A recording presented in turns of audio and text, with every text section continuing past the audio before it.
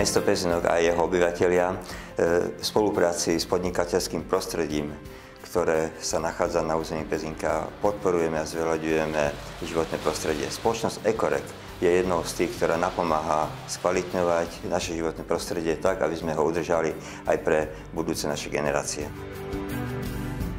V spoločnosti Ekorek Slovensko spracujeme hlavne z komunálny, triedený alebo priemyselný odpad z trhu Slovensku.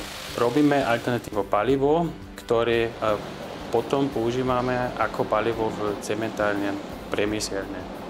Skupina Ekorek začína robiť v východnej Európe v 8 krajín a vytvorili sme 150 pracovných miest iba na spracovanie alternatívneho palivo.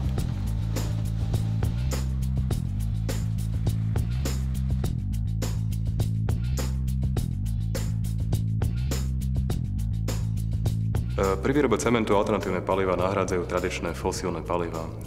Používanie alternatívnych palív prináša environmentálne, ekonomické a spoločenské výhody. Jednou z najdôležitejších je, že to znižuje uhlíkovú stopu výroby cementu, čo je dôležité, keď si uvažíme, že výroba cementu celosvetovo zodpovedá za 5% emisí oxidu uhličitého.